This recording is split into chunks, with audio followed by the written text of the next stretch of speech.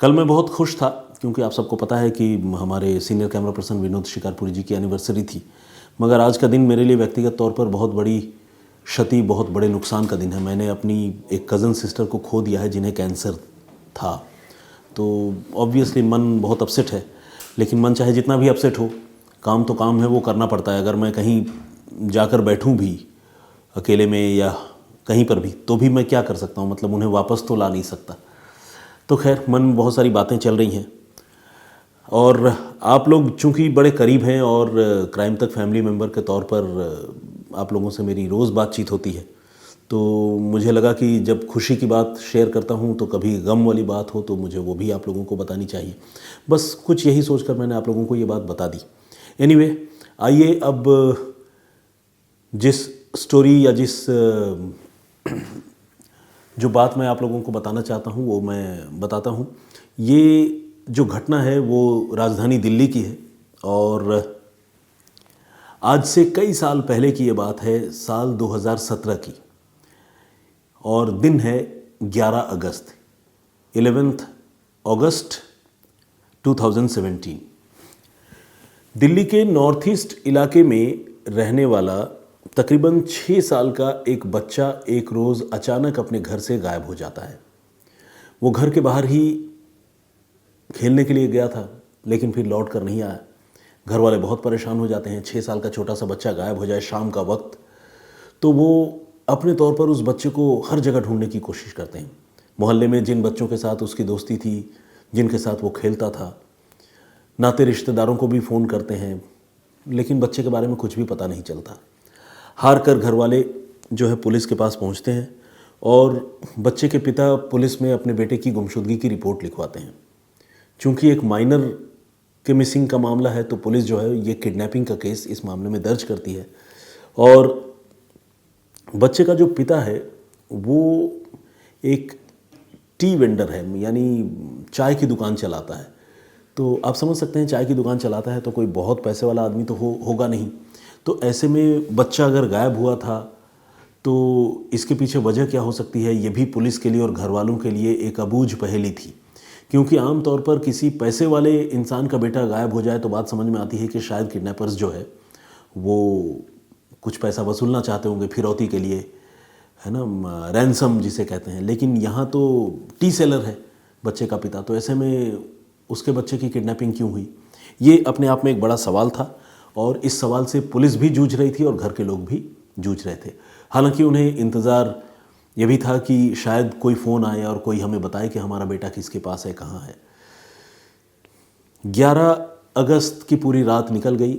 12 अगस्त की सुबह से, बल्कि 11 अगस्त की रात से ही पुलिस ने इस मामले की तफ्तीश शुरू कर दी थी, लेकिन 12 अगस्त की सुबह से पुलिस एक बार फिर नए सिरे से इस मामले की छानबीन में लगी। और जब पुलिस इस मामले की छानबीन में लगी तो जहाँ ये बच्चा रहता था, नॉर्थ ईस्ट दिल्ली के जिस लोकेलिटी में, उसके पास में एक नर्सरी है। उस नर्सरी के प्रेमाइसेस के अंदर पुलिस को इस बच्चे की लाश मिल गई। लोगों ने इस बच्चे की लाश को वहाँ पड़ा हुआ देखा और पुलिस को फ़ोन किया। पुलिस जब मौके पर पहुँची तो ये वही मासूम था जो एक रोज़ पहले यानी 11 अगस्त को लापता हो गया था, गायब हो गया था। 24 घंटे के अंदर बच्चे की लाश मिल गई। बच्चे की हत्या हो चुकी थी। बच्चे की लाश को देखकर यह साफ था कि उसकी हत्या गला घोंट कर की गई है, क्योंकि गले में स्ट्रैंगुलेशन मार्क मौजूद थे, यानी गला घोंटे जाने से जिस तरह के निशान बनते हैं उस तरह के मार्क उस बच्चे के शरीर पर थे। पुलिस ने डेड बॉडी को रिकवर किया, घर वालों को जानकारी दी। घर पर दुखों का पहाड़ टूट पड़ा, लोग रोने बिलखने लगे। पूरे मोहल्ले में लोग दुखी हो गए, क्योंकि 6 साल का एक छोटा सा बच्चा जो मासूम होता है, जिसकी किसी से दुश्मनी नहीं होती, अगर इस एज ग्रुप के किसी आदमी की, मतलब किसी मासूम की हत्या हो जाए तो आप समझ सकते हैं कि लोग कितने दुख में होते हैं। मतलब हर आदमी एसोसिएटेड महसूस करने लगता है मेंटली, इमोशनली। तो लोग बहुत दुखी हो गए और इस बीच पुलिस ने उस डेड बॉडी को रिकवर करके पोस्टमार्टम के लिए भिजवा दिया। अगले दिन जब पोस्टमार्टम रिपोर्ट आई तो इस मामले की तफ्तीश में पुलिस को थोड़ी मदद मिली और पुलिस को थोड़ी उम्मीद हुई कि अब उसकी जांच जो है इस दिशा में आगे बढ़ सकती है। पोस्टमार्टम रिपोर्ट में यह बताया गया कि बच्चे को सोडोमाइज़ किया गया था। सोडोमाइज़ मतलब बच्चे का शारीरिक शोषण किया गया था, उसके साथ सेक्सुअल ऑफेंस किया गया था। 6 साल के एक छोटे से बच्चे के साथ सेक्सुअल ऑफेंस करना, आप समझिए कितना घृणित, कितना विभत्स और कितना दुखदाई हो सकता है, लेकिन उस बच्चे के साथ वो कुछ हुआ था। पोस्टमार्टम रिपोर्ट में जब डॉक्टरों ने ये बात बताई तो पुलिस को ये समझ में आ गया कि कोई ऐसा सेक्स मैनियक टाइप का आदमी होगा जिसने इस बच्चे को टारगेट किया और उसे सोडोमाइज़ किया, और शायद अपनी पोल खुलने के डर से या राज खुल जाने के डर से उसने बच्चे की हत्या कर दी। फौरी तौर पर इंग्लिश में जिसे कहते हैं कि अपरेंटली स्टोरी जो है यही लग रही थी। लेकिन अब पुलिस को ये पता करना था कि वो दरिंदा, वो हैवान कौन है जिसने इस छोटे से बच्चे के साथ इतना जुल्म किया, उसकी हत्या की। पुलिस अब इस मामले की तफ्तीश में जुटी। पुलिस ने डोर टू डोर जाकर लोगों से पूछताछ की, अपने मुखबिरों को इस काम में लगाया कि भाई पता करो कौन हो सकता है। किसी ने तो देखा होगा इस बच्चे को कहीं जाते हुए, या किसी आदमी के इस बच्चे को बुलाते हुए या उसे अगवा करके ले जाते हुए। जैसा मैंने आपको बताया, पुलिस ने उस पूरे इलाके में एक एक घर में जाकर लोगों से बातचीत की, पूछताछ की। पुलिस ने एक व्हाट्सएप ग्रुप बनाया पब्लिक के साथ, और उस व्हाट्सएप ग्रुप में इस बच्चे की तस्वीर भेजी और ये भी कहा कि इस मामले के जो भी कातिल हैं उनको बेनकाब करने के लिए आप प्लीज़ हमारी मदद कीजिए। लेकिन पुलिस की ये कोशिश जो है वो भी फेल हो गई, इसका कोई फ़ायदा नहीं हुआ, और पुलिस को इस बच्चे के कत्ल और उसकी मौत से जुड़ी हुई कोई लीड, कोई क्लू नहीं मिल पाया। पुलिस सीसीटीवी फुटेज एग्जामिन करना चाहती थी, राजधानी दिल्ली का मामला है, मगर अनफॉर्चुनेटली जिस जगह से ये बच्चा गायब हुआ था या जहां से उस बच्चे का कोई निशान या ट्रेस पुलिस को नहीं मिला, वो एक ऐसी जगह थी जिसे आप डार्क स्पॉट कह सकते हैं। यानी वहाँ पर दूर दूर तक कोई सीसीटीवी कैमरा लगा हुआ नहीं था। अब ये भी अपने आप में एक विडंबना है, राजधानी दिल्ली जैसी जगह और वहाँ सड़क पर जिस जगह की बात हो रही है वहाँ पर कोई सीसीटीवी कैमरा नहीं। तो सीसीटीवी कैमरे के ज़रिए अगर पुलिस किसी किलर को या उस बच्चे के मूवमेंट को ट्रैक करने की कोशिश करती तो उस मामले में भी पुलिस को नाकामी हाथ लगी, क्योंकि कोई ऑप्शन ही नहीं था। जब कैमरा ही इंस्टॉल्ड नहीं है तो फुटेज कहाँ से आएगा। इस तरह से तकरीबन 1 महीने का वक्त पूरा होने को आया। एग्जैक्टली 1 महीना नहीं, लेकिन बिगनिंग ऑफ सितंबर जो है वो हो चुका था। सितंबर महीने की शुरुआत हो चुकी थी। दिल्ली पुलिस ने ये तय किया कि जब वो अपने लेवल पर तफ्तीश की कोशिश करके थक गई है और कोई क्लू पुलिस को नहीं मिल रहा है, तो क्यों ना इस मामले की जांच को दिल्ली पुलिस के K9 स्क्वाड को, यानी डॉग स्क्वाड को दे दी जाए और किसी स्निफर डॉग से, किसी ट्रेंड कुत्ते से इस मामले की तफ्तीश जो है वो आगे बढ़ाने की कोशिश की जाए। मामले की जांच क्राइम ब्रांच को दी गई थी और क्राइम ब्रांच ने उनका जो K9 स्क्वाड है, खोजी कुत्तों का जो दस्ता है, उसमें से 10 साल उम्र वाले एक डॉग को, जो लैब्राडोर ब्रीड का है जिसका नाम है विनेश, उस डॉग को पुलिस ने इस मामले की तफ्तीश की जिम्मेदारी दी। आप सबको पता होगा कि जो कुत्ते होते हैं, खोजी कुत्ते जिन्हें हम कहते हैं स्निफर डॉग, उन कुत्तों की बाकायदा ट्रेनिंग होती है ज़बरदस्त, और बिल्कुल बचपन से ही उन कुत्तों को उनका ट्रेनर ट्रेन करता है। एक एक मूवमेंट, एक एक चीज़ को आइडेंटिफाई करना, किसी को डिटेक्ट करना, हर चीज़ की ट्रेनिंग होती है। और एक ऑफिसर जो उसको ट्रेन करता है वो भी एक तरह से उस कुत्ते के साथ ट्रेन होता जाता है, और उस ऑफिसर की ट्रेनिंग भी आगे बढ़ती जाती है और जो खोजी कुत्ता होता है उसकी भी ट्रेनिंग आगे बढ़ती जाती है। एक एक करके दोनों एक टीम की तरह काम करते हैं और केसेस सॉल्व करते हैं।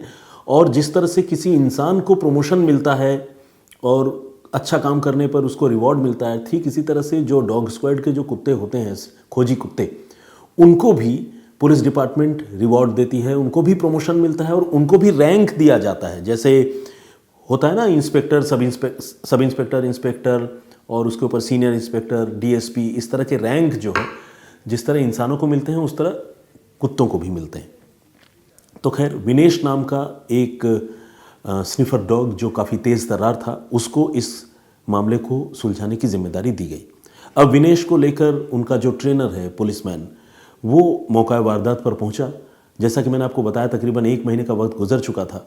तो मौका वारदात पर जाने के बाद विनेश ने अपने तौर पर उस पूरे इलाके का जायज़ा लिया, देखा उस डॉग ने, और अलग अलग जगह से उसने अपने जो सूंघने की क्षमता होती है, जो पावर होता है, उस सूंघने की ताकत का इस्तेमाल करके अलग अलग जगह से उसने स्मेल भी कलेक्ट करने की कोशिश की।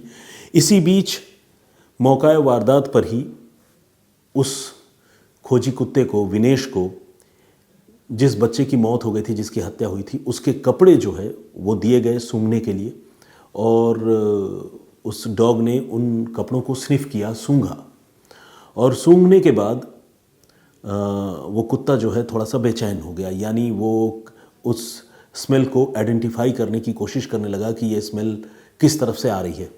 उसको पहले तो कपड़े से स्मेल आइडेंटिफाई कराया गया, उसने उस गंध को पहचान लिया। इसके बाद अब उसे ये पता करना था कि ये बच्चा जो है, ये तो प्लेस ऑफ ऑकरेंस है नर्सरी, जहाँ पर वो डेड बॉडी मिली थी, लेकिन हत्या वहाँ नहीं हुई, हत्या कहीं और हुई थी। तो वो जगह कौन सी है, अब इस खोजी कुत्ते को वो पता लगाना था। तो वो कुत्ता जो है वो अब बहुत एक्टिव हो गया, थोड़ा रेस्टलेस हो गया, और फिर नर्सरी से बड़ी तेज़ी से बाहर निकला। उसका जो ट्रेनर है वो भी पीछे पीछे, और साथ में पुलिस की टीम पीछे पीछे। जैसा कि आप लोग जानते हैं, किसी भी सीन ऑफ क्राइम पे जब डॉग स्क्वाड पहुंचता है तो डॉग स्क्वाड का कुत्ता जहां जहां मूव करता है, पुलिस वाले वहां वहां जाते हैं उसको लेकर, क्योंकि उसको वो फ्रीडम देना पड़ता है कि वो उस जगह को पर जाकर उसको आइडेंटिफाई करे।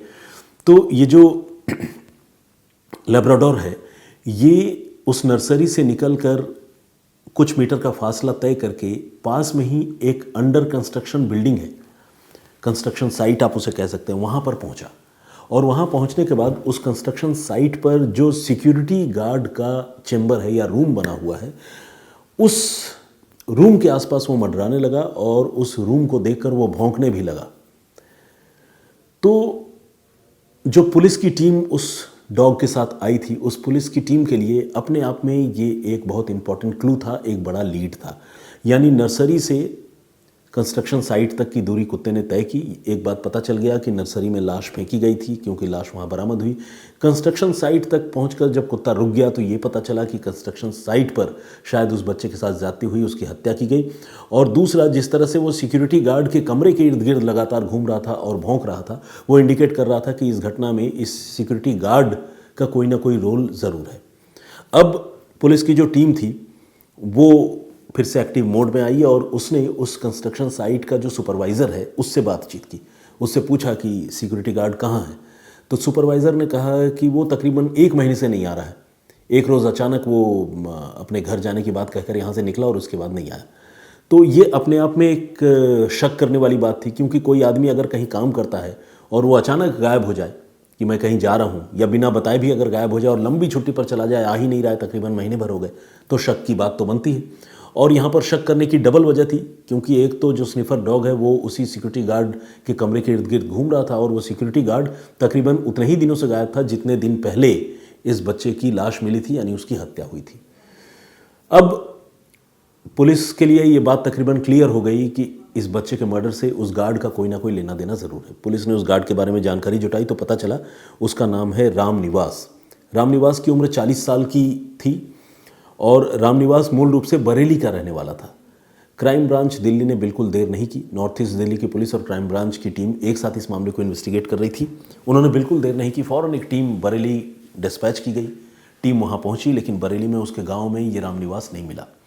इस बीच पुलिस की टीम जो रामनिवास के बारे में जानकारी जुटा रही थी, सिक्योरिटी गार्ड के बारे में जानकारी जुटा रही थी, उनको ये पता चला कि रामनिवास कहीं दिल्ली में ही है और छुपा हुआ है। पुलिस के लिए ये बहुत क्रूशियल और इम्पॉर्टेंट इन्फॉर्मेशन था। पुलिस ने रामनिवास को लोकेट करना शुरू किया। उसके मोबाइल नंबर की जानकारी अब पुलिस को मिल गई थी। और फाइनली पुलिस ने दिल्ली में एक जगह है मंडोली में एक शमशान घाट है, उस शमशान घाट के पास से पुलिस ने रामनिवास को धर दबोचा। पुलिस को देखते ही वो हक्का बक्का रह गया। उसने सोचा नहीं था कि पुलिस उसे पकड़ भी सकती है, क्योंकि तकरीबन महीने भर का वक्त गुजर चुका था। उसे पता था कि मैंने कत्ल कर दिया, सबूत तो कुछ है नहीं, मैं कभी नहीं पकड़ा जाऊंगा। अब जब पुलिस ने उसे पकड़ लिया तो उसे समझ में नहीं आ रहा था कि मैं पकड़ा कैसे गया। तो उससे पुलिस ने पूछा इस घटना के बारे में। शुरू में वो झूठ बोलता रहा, लेकिन जब पुलिस ने उससे सख्ती की तो उसने कबूल कर लिया कि उसी ने 11 अगस्त को 6 साल के उस छोटे से बच्चे को सोडोमाइज़ किया था और उसकी हत्या कर दी थी। अब मोटिव तो क्लियर है ही। अब पुलिस को ये जानना था कि उस रात की एग्जैक्ट कहानी क्या थी, कैसे इस बच्चे को उसने अपना शिकार बनाया। तो ये जो रामनिवास है, जो मुलजिम है, अब पुलिस की गिरफ्त में आने के बाद तोते की तरह पूरी कहानी बता रहा था। उसने बताया कि 11 अगस्त की शाम से ही वहाँ पर 11 अगस्त के रोज़ छुट्टी थी, किसी वजह से कंस्ट्रक्शन साइट पर कोई काम नहीं हो रहा था, तो वो दिन भर घर पे ही था, अपने कमरे में ही था, उसी जगह जहाँ पर उसकी ड्यूटी होती है। वहाँ पर उसने अपने एक दोस्त को बुलाया था और दोपहर से ही वो पीने पिलाने का दौर चल रहा था। पीने पिलाने का एक लंबा दौर चला और उसके बाद उसका जो दोस्त है वो वहाँ से चला गया। रात के तकरीबन 8 बज गए थे और इसी 8 बजे रामनिवास की नज़र उस छोटे से बच्चे पर पड़ी जो कहीं से खेल कूद कर अपने घर वापस जा रहा था। उसने बच्चे को बुलाया। मासूम बच्चा, उसे इस बात का बिल्कुल कोई एहसास नहीं था कि जो अंकल बुला रहे हैं उस अंकल के दिलो दिमाग में क्या चल रहा है। बच्चा जैसे ही कंस्ट्रक्शन साइट पर पहुंचा, उसने कंस्ट्रक्शन साइट के अंदर उस बच्चे को ले गया और गेट उसने बंद कर दिया। गेट बंद करने के बाद उसने बच्चे के साथ ज़्यादती की। छोटा सा बच्चा, वो चीखने चिल्लाने लगा, रोने लगा, उसका मुंह दबा दिया और उसको फिज़िकली जो असल्ट कर सकता था, जो उसका शोषण कर सकता था, इस दरिंदे ने वो किया। बच्चा चुप रहने को तैयार नहीं था, क्योंकि उसे ये सब कुछ बहुत अजीब सा लगा होगा। उसने इससे कहा कि अंकल, मैं इसके बारे में अपने पापा को बताऊंगा। और इस छोटे से बच्चे की ज़िंदगी की यही सबसे बड़ी भूल साबित हुई। उसको लगा रामनिवास को कि मैं तो पकड़ा जाऊंगा। फिर उसने इस बच्चे की हत्या कर दी और जब उसे लगा कि हत्या करने के बाद मेरी पोल खुल सकती है, तो फिर वो रात के अंधेरे में चुपके से निकला इस बच्चे की लाश को लेकर, और जहाँ पर वो होता है, जहाँ पर उसकी ड्यूटी होती है, वहाँ से अलग जाकर उसने नर्सरी में सुनसान जगह पर उसने लाश फेंक दी और चुपचाप अपने कमरे में वापस आया। और फिर उसी दिन वो वहाँ से गायब भी हो गया, ये सोचकर कि न मैं यहाँ रहूँगा और न पकड़ा जाऊँगा। तो खैर, अब तो वो पकड़ा जा चुका था, उसने अपना जुर्म कबूल भी लिया। जब पुलिस ने उससे और पूछताछ की तो पता चला कि 2017 से पहले वो 2009 में भी एक ऐसी ही घटना को अंजाम दे चुका है। हालांकि उस मामले में उसने बच्चे को सोडोमाइज तो नहीं किया था, लेकिन एक आदमी से रुपए पैसे के लेन देन को लेकर उसकी लड़ाई चली आ रही थी और उसी झगड़े में, उसी लड़ाई की वजह से उसने उस आदमी को सबक सिखाने के लिए एक 6 साल के ही छोटे से बच्चे को अगवा किया था और उसकी हत्या कर दी थी। इसके बारे में किसी को पता नहीं था, लेकिन अब जब ये पुलिस की गिरफ्त में आ चुका था और पुलिस लगातार उससे पूछताछ कर रही थी, तो उसका वो पुराना राज वो भी बाहर आ गया और फाइनली पुलिस ने उसे गिरफ्तार तो खैर कर ही लिया था, लेकिन उस पर दूसरे केस का मुकदमा भी जो है, दूसरे केस पर भी जो है वो चार्जेस लगाए गए और उसकी भी अलग से पुलिस ने जांच शुरू की। तो खैर, अब फ़िलहाल ये मामला कोर्ट में है और बहुत मुमकिन है कि आने वाले दिनों में इस मामले में गुनहगार को सज़ा भी सुनाई जाए। अगर इससे रिलेटेड कोई अपडेट होगा तो मैं आप लोगों को बताऊंगा, क्योंकि घटना तो काफ़ी पुरानी है, मैं आपको बता ही चुका हूँ, साल 2017 की। अगर इस पूरे घटनाक्रम पर आपकी कोई राय है, आप कुछ सोचते हैं, तो प्लीज़ हमें कमेंट करके ज़रूर बताइएगा। एक स्टोरी मैंने आप लोगों को कल सुनाई थी, जिसमें मैंने बताया था कि एक इंसान की हत्या बहुत अजीब तरीके से हुई। उसे तकरीबन 100 बार उसके शरीर पर कीलें ठोकी गई और उसे मार डाला गया। तो अगर उस कहानी को आप जानना, सुनना, समझना चाहते हैं तो क्राइम तक के प्लेलिस्ट में जाकर आप उस स्टोरी को सुन सकते हैं। ज़्यादातर लोगों ने, कल जब मैं आप लोगों के पास आया था तो मैंने बताया था कि विनोद शिकारपुरी जी की एनिवर्सरी है, तो ज़्यादातर लोगों ने उन्हें विश किया है, ज़्यादातर कमेंट्स उसी के हैं। तो आज मैं कमेंट्स तो कम ही पढ़ूंगा, लेकिन ज़्यादातर लोगों के नाम मैं पढ़ने की कोशिश करूंगा ज़्यादा से ज़्यादा। अमित पटोले जी का कमेंट है, प्रदीप भांबू जी ने कमेंट किया है, रैना राज लव के नाम से एक आईडी है, उन्होंने भी कमेंट किया है, संगीता मंधार, इन्होंने अपनी बात रखी है, हेमंत ने कमेंट किया है, मामूनी बोरगोहाई हमारी रेगुलर लिसनर हैं, बहुत स्वागत आपका। और कुछ एक दर्शक हैं जिनका नाम जो है वो डिस्प्ले नहीं हो रहा है। स्मृति थापा का कमेंट है, स्वागत आपका। आरती मलगांवकर, इन्होंने कमेंट किया है। अमृत रजक का कमेंट है, स्वागत आपका। विजेंद्र सिंह जी, दीपक हीरा पंजाब से हमें सुनते हैं। वर्जीनिया डिसूजा, इन्होंने भी कमेंट किया, बहुत स्वागत आपका। राघवेंद्र तिवारी जी, मितुल ठाकुर, दीदारुल बापू ने कमेंट किया है। यूनुस शेख का कमेंट है, स्वागत आपका। विकास जाधव जी हैं, विवेक पांडे और भगवती छेत्री का कमेंट है। परूप श्रेष्ठा जी जर्मनी से देखते हैं। संतोष अरोड़ा जी का कमेंट है, स्वागत आपका। अमृत जी ने कमेंट किया है, बहुत बहुत धन्यवाद, बहुत स्वागत आपका। विनय नासवाले जी और राजकुमार वर्मा जी, इसी तरह से और भी बहुत सारे लोगों ने कमेंट किया है। तो सारे लोगों का मैं बहुत शुक्रगुजार हूँ, धन्यवाद प्रकट करता हूँ आप लोगों को। और आज फ़िलहाल इजाज़त चाहता हूँ, फिर हाजिर होऊंगा किसी और कहानी, किसी और वाक़े के साथ। तब तक अपना बहुत ख्याल रखिए, सुरक्षित रहिए। जय हिंद, जय भारत।